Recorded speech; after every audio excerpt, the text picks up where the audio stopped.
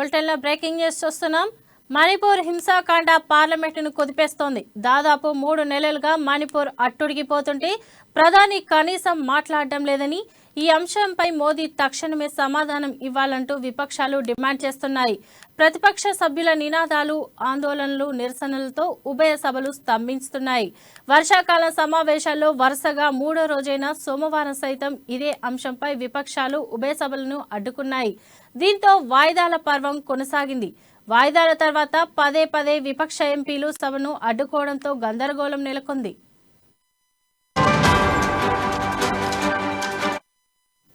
ఇదే సమక్షంలో విపక్ష ఎంపీలు సోమవారం రాత్రి పార్లమెంట్ ఆవరణలోని మహాత్మా గాంధీ విగ్రహం ముందు నిరసనను కొనసాగించారు. మణిపూర్లో జరుగుతున్న ఆకృత్యాలపై ప్రధాని నరేంద్ర మోడీ సమగ్ర ప్రకటన చేయాలని ప్రతిపక్ష కూటమి ఇండియా పార్లమెంట్ ఆవరణలో రాత్రి ఆందోళన చేపట్టింది. మణిపూర్ కోసం భారత్ డిమాండ్ మణిపూర్ అని రాసి ఉన్న ప్లకార్డులను, బ్యానర్లను చేతులు పట్టుకుని ప్రతిపక్ష ఎంపీలు బిగ్గరగా నినాదాలు చేశారు. యాప్, కాంగ్రెస్ సహా పలు విపక్ష పార్టీల ఎంపీలు ధర్నాలో పాల్గొన్నారు. రాత్రంతా తమ ఆందోళనను కొనసాగించారు. ఇక ఇవాళ కూడా ప్రతిపక్షాలు నిరసన తెలపనున్నట్లు తెలుస్తోంది.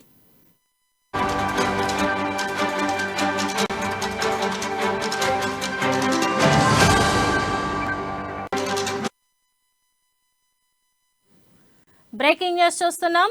మణిపూర్ హింసాకాండ పార్లమెంటును కుదిపేస్తోంది. దాదాపు 3 నెలలుగా మణిపూర్ అట్టుడిగిపోతుంటే ప్రధాని కనీసం మాట్లాడటం లేదని, ఈ అంశంపై మోడీ తక్షణమే సమాధానం ఇవ్వాలంటూ విపక్షాలు డిమాండ్ చేస్తున్నాయి.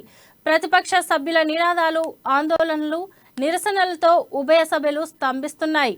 వర్షాకాల సమావేశాల్లో వరుసగా 3వ రోజైన సోమవారం సైతం ఇదే అంశంపై విపక్షాలు ఉభయ సభలను అడ్డుకున్నాయి. దీంతో వాయిదాల పర్వం కొనసాగింది. వాయిదాల తర్వాత పదే పదే విపక్ష ఎంపీలు సభను అడ్డుకోవడంతో గందరగోళం నెలకొంది.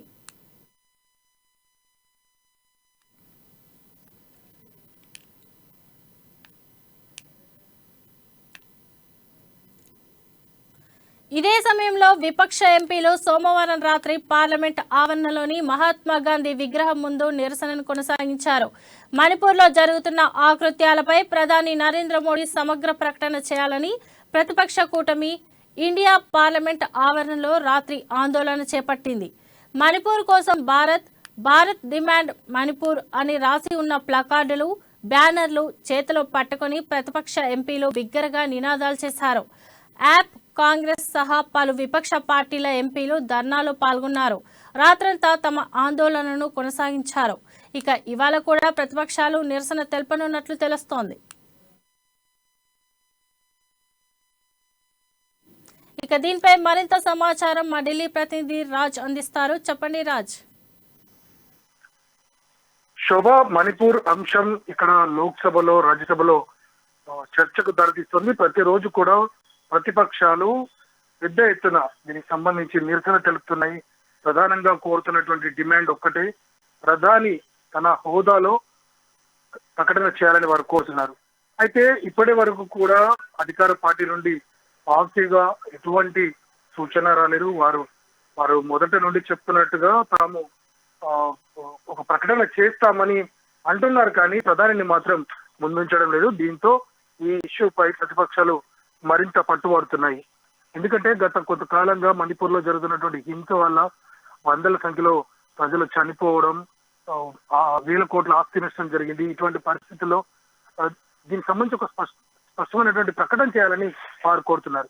మరోవైపు నిన్న దీనికి సంబంధించి ఎవరైతే ఆమ్ ఆద్మీ పార్టీ నేత ఉన్నారో సంజయ్ సింగ్ కూడా దీనికి సంబంధించి చర్చ లేవనెత్తడంతో ఆగ్రహించినటువంటి స్పీకర్ తనని పూర్తిగా వర్షాకాల సమావేశాలు అటెండ్ కాకుండా తనని సస్పెండ్ చేయడం జరిగింది.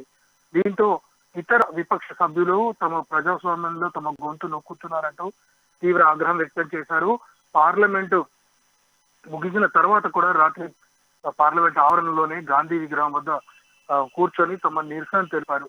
ప్లకార్డులు చేతబట్టుకొని మణిపూర్ బాధితులకు సంఘీభావంగా పెద్ద ఎత్తున నినాదాలు చేశారు.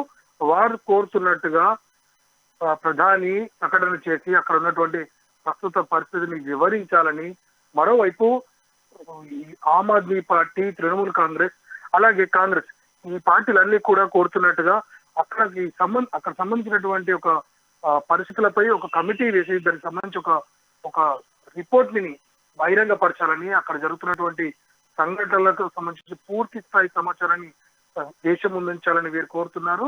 ఎందుకంటే ఇప్పటి వరకు కూడా అక్కడ జనజీవనం పూర్తిగా స్తంభించిపోయే ఉంది. అంతర్గత భద్రతా పరంగా మణిపూర్ కూడా మన భారతదేశంలో ఒక అంతర్భాగం. ఇటువంటి పరిస్థితుల్లో ఇతర భారతీయులకు అక్కడి పరిస్థితుల గురించి తెలుసుకోవాల్సిన అవసరం ఉంది. మరోవైపు మణిపూర్ కు చెందినటువంటి అనేక మంది విద్యార్థులు దేశంలోనూ పలు ప్రాంతాల్లో చదువుతున్నారు. వారు కూడా వారి స్థానిక వారి కుటుంబాలు కావచ్చు, అలాగే వారికి సంబంధించినటువంటి బంధువులకు సంబంధించి సమాచారం తెలుసుకోవడానికి ఇబ్బంది పడుతున్నారు. ఇటువంటి సిచ్యువేషన్ చూసి వారు ఆందోళన చెందుతున్నారు. సో ఇటువంటి పరిస్థితుల్లో ఒక ప్రకటన చేయడం ద్వారా అసలు అక్కడ పరిస్థితి ఏ రకంగా ఉంది అనేది ప్రధాని వివరించాలని కోరుతున్నారు. అయితే ఇప్పటి వరకు కేవలం స్వల్పకాలిక చర్చ, కేవలం అక్కడ దానిపై ఒక ప్రకటన చేయడం తప్ప దానికి సొల్యూషన్ కి సంబంధించి మాత్రం ప్రధాని టైం ఇవ్వడం లేదంటూ ప్రతిపక్షాలు ఆగ్రహం వ్యక్తం చేస్తున్నాయి. మరోవైపు ఇండియా కూటమికి చెందినటువంటి నేతలంతా కూడా ప్రతిరోజు ఉదయం దీనిపై చర్చించి పార్లమెంట్ లో తమ ఆందోళనను కొనసాగిస్తున్నారు. ఈ రోజు కూడా 11 గంటలకు ప్రారంభమయ్యే పార్లమెంట్ సమావేశాల్లో మణిపూర్ అంశమే మళ్ళీ హైలైట్ కానుంది. మరోవైపు ఆగస్టు 11 వరకు జరగనున్నటువంటి 23 పని దినాల్లో 17 మాత్రమే పూర్తి స్థాయిలో చర్చకు అవకాశం ఉండే రోజులు.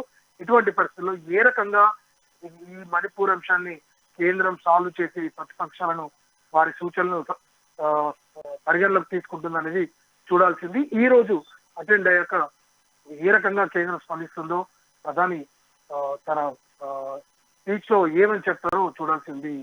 శోభ. Right, thank you Raj.